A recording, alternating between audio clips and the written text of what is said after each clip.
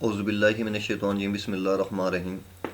میرے تمام دیکھنے اور سننے والے مسلمان بہن اور بھائیوں کو میری طرف سے السلام علیکم، اور میری دعا ہے اللہ تعالیٰ سے کہ اللہ تعالیٰ ہر وقت آپ کو اپنی رحمت میں رکھے۔ میرے مسلمان بھائیوں، آج ہم الظاہر اور باطن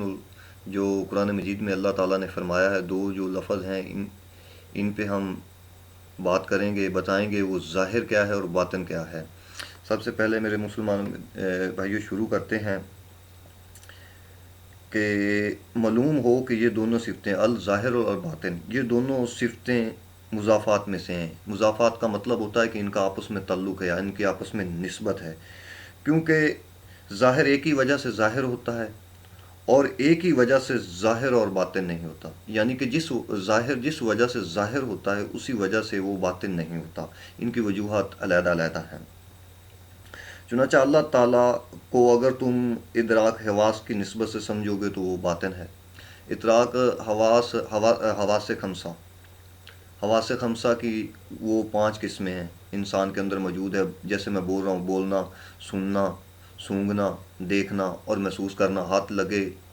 ہمارے جسم پہ، کوئی بھی چیز لگے تو ہم محسوس کرتے ہیں کہ یہ کچھ لگا ہے۔ اگر اس نسبت سے اسے دیکھا جائے تو وہ باطن ہے، اور اگر اندازہ کی نقل سے، اگر اندازہ کی نقل سے اسے دیکھا جائے تو وہ ظاہر ہے۔ اندازہ کی نقل سے کیسے؟ وہ ایسے کہ اگر انسان اپنے ذہن کے ساتھ محسوس کرتا ہے کہ اللہ تعالیٰ کی ذات کس طرح کی ہوگی، اس کا وجود کیسا ہوگا، اس کے نور کا رنگ کیسا ہوگا، وہ کتنا حسین و جمیل ہوگا، اس میں کتنی تجلیات ہوگی، تو پھر تم اس کو ظاہر پاؤ گے۔ ظاہر کیسے پاؤ گے؟ کہ وہ جو تمہارا خیال ہوگا، وہ جو تمہارا ارادہ ہوگا، وہ جو تمہارا تصور ہوگا، وہ نکل کے تمہارے سامنے آ جائے گا، تم اس کو محسوس کرنے لگ جاؤ گے کہ وہ ایسا ہے، تصور میں اسے ظاہر پاؤ گے۔ اچھا، اس مسئلے پہ بہت سے لوگوں نے گفتگو کی ہے، مگر ہم محققین کے اشاروں پر اتفاق کرتے ہیں۔ چنانچہ ظاہر اس کی قدرت سے اخبار ہے اور باطن اس کی حکمت سے اعلام ہے۔ اعلام کس طرح ہے؟ کہ جیسے نبی کریم صلی اللہ علیہ وسلم کی ذات مبارکہ پہ آیت مبارکہ آتی رہیں، پورا قرآن مجید نازل ہوا، وہ اعلام کے ذریعے نازل ہوا یا وحی کے ذریعے نازل ہوا، اور اللہ کے نبی نے اسے آگے لکھ دیا، وہ اخبار بن گیا، وہ اخبار بن گیا، وہ سامنے آ گیا۔ یعنی اخبار سے مراد ہے قرآن مجید جو اللہ تعالیٰ کی کتاب ہے، اور باطن جو اعلام ہے وہ دلیل ہے انسان کی، جو انسان کے اندر سے اٹھتی ہے۔ معلوم ہو کہ اللہ تعالیٰ نے تم سے کبھی تو ظاہر و باطن کے ساتھ عبادت چاہی اور کبھی صرف ظاہر کے ساتھ عبادت چاہی۔ چنانچہ وہ عبادت جو ظاہر اور باطن کے ساتھ چاہی وہ یہ ہے: بسم اللہ الرحمن الرحیم، وما امروا الا لیعبدوا اللہ مخلصین لہ الدین۔ اس کا ترجمہ ہے: اور انہیں حکم کیے گئے ہیں مگر اس بات کا کہ خالص اللہ کی عبادت کریں، خالص اللہ کی عبادت کریں۔ ظاہری عبادت سے ظاہر جسم کا کام ہے، اور باطنی عبادت سے اخلاص قلبی سے مراد ہے، انسان کے دل سے مراد ہے۔ ظاہری عبادت میں رکوع، قیام، رکوع اور سجود آ جاتے ہیں، جو ہمارا جسم ہے یہ ظاہر میں آ جاتے ہیں عبادت کرتے، اور باطنی میں قلبی، یعنی کہ ہمارے جو نیت ہے، ہمارا جو خلوص ہے، وہ ہمارے دل میں ہے، وہ ہمارے قلب میں، ہم اللہ تعالیٰ سے کتنی محبت رکھتے ہیں، کتنا اس کے ساتھ خلوص رکھتے ہیں، جو ہماری جو بھی نیت ہوگی وہ ہمارے دل سے ہوگی۔ ظاہر میں انسان کا جسم آ جاتا ہے، اور باطن میں انسان کا دل یعنی کہ قلب آ جاتا ہے، اندر کے جو معاملات آ جاتے ہیں۔ اور وہ عبادت جو صرف باطن سے ہوتی ہے وہ یہ ہے: بسم اللہ الرحمن الرحیم، وفی انفسکم افلا تبصرون، اور فرماتا ہے: اولم یتفکروا فی انفسہم ما خلق اللہ السماوات والارض الا بالحق۔ کیا اپنے دلوں میں یہ بات نہیں سوچتے کہ آسمان زمین جو کچھ اس کے درمیان ہے، اس کو اللہ تعالیٰ نے پیدا کیا ہے مگر حق کے ساتھ، مگر حق کے ساتھ۔ اس کا بھی سارا کنیکشن جو ہے اندر دل کے ساتھ ہو گیا۔ حق کے ساتھ کے اندر ہم دل سے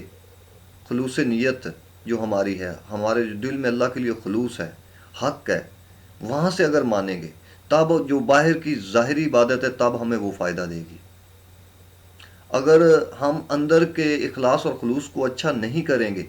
تو پھر جو وہ ہماری ظاہری عبادت ہے وہ بھی ہمیں فائدہ نہیں دے گی۔ اچھا، اس کے آگے چلتے ہیں میرے مسلمان بھائیوں۔ اور جب کہ اہل باطن کو اللہ تعالیٰ نے تابوتات کے ساتھ جمع کیا، تابوتات، اہل باطن انسان کی روح ہے اور تابوتات دوری کو کہا گیا ہے۔ اہل باطن انسان کی روح ہے، انسان کی جو روح ہے وہ گناہوں سے پاک ہے، اور جو نفس ہے، نفس سے بھی پاک ہے، اور اللہ کا حکم ہے، اللہ کا امر ہے جو انسان کے اندر اللہ کے موجود ہونے کی دلیل ہے۔ اور تابوتات جو کہ دوری ہے، وہ بندہ، وہ یعنی کہ انسان کا یہ جو ڈھانچہ ہے یہ ہے، عالم ارواح سے بندے کے اندر جب اللہ تعالیٰ نے روح منتقل کر دی، اس کے ساتھ گناہ بھی ہے اور ثواب بھی ہے۔ جب اس کے اندر عالم ارواح سے جب اللہ تعالیٰ نے روح انسان کے اندر داخل کر دی تو پھر روح پہلے تو گناہوں سے پاک ہے، نہ اس کے ساتھ نفس ہے، وہ معصوم ہے، لیکن جب اس میں آ جاتی ہے تو پھر اس کے ساتھ نفس انسان کے ساتھ یعنی کہ اس ڈھانچے کے ساتھ لگا ہوا ہے، پھر اس کے ساتھ گناہ بھی ہے، ثواب بھی ہے، نیکی بھی ہے اور بدی بھی ہے، سب کچھ ہے، کیونکہ نفس اس کے ساتھ ہے، نفس کا تعلق اس کے ساتھ ہے۔ ڈھانچے سے ہی، اور ڈھانچے کا تعلق، نفس کا تعلق ڈھانچے سے یعنی کہ انسان کے بت سے، اور ڈھانچے کا تعلق روح سے، اور روح کا تعلق جو ہے وہ اللہ سے ہے۔ یعنی کہ نفس کا تعلق ہمارے ساتھ ہے اور ہمارا تعلق جو ہے وہ روح کے ساتھ ہے، اور روح کا تعلق جو ہے وہ اللہ کے ساتھ ہے۔ اچھا، تو میرے مسلمان بھائی اس سے آگے چلتے ہیں۔ تب ان کے واسطے قربات میں ظواہر کو جمع کیا، پھر اسی روح کے واسطے اللہ تعالیٰ نے اس کے قریب اس کے ساتھ ظاہر کو بھی جمع کیا۔ ظاہر کیا ہے؟ وہ جو 7 لطائف انسان کے اندر موجود ہیں، وہ جو 7 لطائف، ان کے بارے میں کسی دن تفصیلاً بات کروں گا، لیکن میں ان کے نام بتا دیتا ہوں۔ خلیفہ روح ہے، خفی، اکفا، سری، قلب، انا اور نفس۔ نفس وہی نفس جس کے بارے میں پہلے بات کر چکا ہوں، لیکن کسی دن تفصیلاً بات کروں گا، یہ ٹائم میرے پاس کم ہے اور میں نے بہت کچھ ابھی بتانا اچھا نفس۔ اور یہ نظر تابوتات میں ہی نہیں ہے، اور یہ بھی لکھتا ہے کہ یہ نظر ہے یعنی کہ اسے محسوس کرنا تابوتات دوری میں نہیں ہے، بلکہ ان کے واسطے قربات باطنات کے اسرار بھی اس میں اللہ تعالیٰ نے جمع کیے ہیں۔ ظاہر کو جمع کیا، اور لطائف جو اس اسرار یعنی کہ اس کے جو راز ہیں، وہ جو 7 لطائف ہیں ان کے جتنے بھی راز ہیں، اس کے ساتھ اس کو بھی اللہ تعالیٰ نے جمع کیا، اور ظاہر باطن کے اسرار اہل اخلاص ہی کے واسطے جمع کیے، کہ جو دل کے ساتھ ہیں انہی کے واسطے یہ سب کچھ اللہ تعالیٰ نے جمع کیا ہے۔ چنانچہ فرماتا ہے الف لام میم ذالک الکتاب، یعنی کہ یہ جو پہلی صورت ہے یہ ساری الف لام میم ذالک الکتاب سے لے کر اولئک ھدی من ربہم ھم المفلحون تک جتنے بھی لوگ گزرے ہیں، میں اس کا ترجمہ بیان کیے دیتا ہوں۔ اعوذ باللہ من الشیطان الرجیم، بسم اللہ الرحمن الرحیم۔ الف لام میم ذالک الکتاب لا ریب فیہ ھدی للمتقین الذین یؤمنون بالغیب ویقیمون الصلاۃ ومما رزقناہم ینفقون والذین یؤمنون بما انزل الیک وما انزل من قبلک بالآخرۃ ھم یوقنون۔ ان کا ترجمہ: وہ بلند رتبہ کتاب قرآن کوئی شک کی جگہ نہیں ہے، جس کے بارے میں پہلے بھی کہہ چکا ہوں کہ اخبار ہے۔ اچھا، اس میں ہدایت ہے ڈر والوں کو، اور وہ جو بے دیکھے ایمان لائیں اور نماز قائم رکھیں اور ہماری دی ہوئی روزی میں سے ہماری راہ میں اٹھائیں یا خرچ کریں، اور وہ کہ جو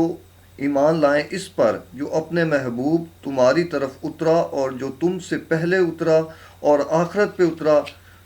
آخرت پر یقین رکھتے ہیں، اور آخرت پر یقین رکھتے ہیں، وہی لوگ اپنے رب کی طرف سے ہدایت پر ہیں اور وہی مراد کو پہنچنے والے ہیں۔ میرے مسلمان بھائیوں، یہ وہ طائفہ لوگ ہیں، یہ وہ پاک لوگ ہیں جن کو قلب کی سمجھ ہے، جو اندر کے سسٹم کو جانتے ہیں۔ اچھا، جو حکم اور سب کچھ اللہ کی طرف سے مانتے ہیں۔ معلوم ہوا کہ یہ وہ طائفہ لوگ ہیں جن کی اللہ تعالیٰ نے ایمان بالغیب کے ساتھ تعریف کی ہے۔ یہی وہ محبوب لوگ ہیں اللہ کے، تعریف کی ہے۔ یہی لوگ اہل اخلاص سے اول ہیں اور انہی پر اللہ تعالیٰ کی عنایت ہے۔ اور یہ غیب ہی عوام الملکوت میں سے لطیف چیز اشیاء، اور اسی غیب ہی میں سے وہ اسباب اخرو ہے، یعنی کہ دوسری دنیا کے اسباب بھی انسان کے اسی اندر کے سسٹم سے آتے ہیں۔ وہ جو 7 لطائف ہیں، وہ 7 جہانوں کا، وہ 7 جہانوں کا آپ علیحدہ علیحدہ ان کے ساتھ ان کا کنیکشن ہے، کنیکٹ ہے، اور وہ جب محسوس کرتا ہے انسان تبھی وہ سب کچھ ملتا ہے، جن کی رسولوں نے بھی خبر دی ہے۔ ایمان بالغیب کے متعلق قاعدہ ہے کہ کوئی چیز ادراک نہیں کی جاتی مگر اس چیز کے ذریعے سے جو اس سے زیادہ لطیف ہے۔ مثال دینا، روح اور بت کی ایک مثال آپ کو دے دیتا ہوں۔ بت، یہ جو 4 عنصر ہے یہ عارضی ہیں، اور جو روح ہے وہ لطیف ہے۔ اس میں انسان میں لطیف چیز کیا ہے؟ وہ انسان کی روح ہے، اور جو بت ہے، یہ جو ڈھانچہ ہے، یہ تو ختم ہونے والا، یہ تو عارضی ہے، رہنے والا، یہ اسی کے ساتھ منسلک ہے، اس کا ایک علیحدہ وجود ہے، اس کا اپنا علیحدہ، اور لیکن لطیف ترین چیز وہ ہے۔ اس کم لطیف سے جس کے ساتھ ادراک نہیں کی جاتی، اور اللہ تعالیٰ نے عقل کو پیدا کر کے ان کو اختصاص کیا، یعنی کہ حوالے بنایا اپنے لطائف، حقائق، عوالم، اسرار الہیت کا، یعنی کہ وہ جو انسان کے اندر لطائف ہیں، حقائق ہیں، اس عوالم، اس کے راز جو ہیں، اس کے راز، اس کے اسرار کا، پھر اسی سر نورانی، یعنی کہ لطیفہ سری جو ہے، سر نورانی اختصاصی کے ساتھ اس کو رد کیا، اس کو ختم کر دیا، اس سوچ کو ختم کر دیا کہ بندہ علیحدہ ہے اور اللہ علیحدہ ہے، میرا وجود اللہ سے کم تر ہے اور اسی کے وجود سے میرا وجود ہے، اس بات کو ختم کر دیا، لیکن یہ راز بھی انسان کے اندر چھپا دیے۔ پھر اس کے بعد اس سے خطاب کیا، اور اس میں 2 قوتیں ہیں، ایک قوت سماع اور دوسری قوت اجابت۔ سماع سننا ہے، اجابت سمجھنا ہے، اور عقل کی فرما برداری کے ساتھ یہی اس کی قوت سابقہ اور نعمت لاحقہ ہے۔ میرے مسلمان بھائیوں، اگر میں اس پہ تبصرہ تو کرتا تو بہت زیادہ تھا، لیکن شارٹ کیا، وقت بہت کم ہوتا ہے، 10-15 منٹ میں نے بات مکمل کرنی ہوتی ہے۔ میرے مسلمان بھائیوں، یہ جو اندر کا نظام ہے، اب کہتے ہیں وحدت الوجود اور وحدت الشہود، یہ اسی کی طرف یہ بھی سسٹم جا رہا ہے، یہ حقیقت میں اسی کے بتا رہا ہوں کہ لطیف چیز انسان کے اندر جو چیز ہے وہ انسان کی روح ہے، اور وہ ملتی ہے وحدت الوجود سے جا کر، اور وحدت الشہود یہ جو ہمارا ڈھانچہ ہے، یہ جو ہمارا بت ہے، یہ جو ہم دیکھ رہے ہیں، یہ اس کے ہونے سے ہے، یہ اس کے ہونے سے، اگر وہ نہ ہو تو یہ نہیں ہوتا، یہ ہو ہی نہیں سکتا۔ مثال کے طور پر لطیف چیز وہ ہے، اور جو باطن میں دیکھتے ہیں، باطن میں حواس خمسہ کی جو میں مثال دے چکا ہوں، باطن میں جو دیکھتے ہیں وہ اس طرح سے دیکھتے ہیں، محسوس کرتے ہیں، اور جو ظاہر میں دیکھنا چاہیں وہ ان جو اندر کے انسان کے اندر وہ جو 7 لطائف اللہ تعالیٰ نے رکھے ہیں، جب ان کو انسان بیدار کرتا ہے اور جب وہ چلتے ہیں ان کو محسوس کرتا ہے تو پھر وہ ظاہر ہوتا ہے، یعنی ظاہر باطن میں چھپا ہوا ہے، ظاہر باطن میں چھپا ہوا ہے، اور باطن ہی سے وہ ظاہر ہوتا ہے۔ اگر ان اسرار کو جو سمجھ گیا، جو پا گیا، وہ جو نیک لوگ، اللہ کے نبیوں کی بھی مثال پہلی وہ جو میں نے سورت الف لام میم پڑھی ہے، اس میں اللہ کے نبیوں، اللہ کے پیغمبروں اور اللہ کے رسولوں اور اللہ کی کتابوں کا ذکر کیا گیا کہ وہ جو، اور وہی اولا ہیں، وہی اور انہی پہ اللہ تعالیٰ کا انعام ہے، اور یہ انہوں نے محسوس کیا، ذکر قلب، یہ سسٹم جو ہیں انہی کی طرف سے رجوع کرتے ہیں، اور ان کے ساتھ اگر کوئی کنیکٹ ہے تو انسان کے اندر یہی سب کچھ انسان کے اندر اللہ تعالیٰ نے رکھ دیا ہے۔ اگر وہی اولا لوگ، وہی اچھے لوگ، وہی اعلیٰ لوگ، وہی جو اللہ کے نبی ہیں، وہی جو پیغمبر ہیں، وہی جو اعلیٰ درجہ رکھتے ہیں، اگر ان کی نسبت کو چاہتے ہو تو ان کا سسٹم بھی انسان کے اندر رکھ دیا۔ اب اس روح کو عبادت کے ذریعے اپنے رب کو منا کر، ہر چیز سے بچ کر واپس جا کر اللہ سے ملنا ہے، اور روح اور بت کی یہی مثال ہے۔ روح پاک ہے، لیکن جب انسان میں آتی ہے، جب انسان گناہ کرتا ہے تو پھر یہ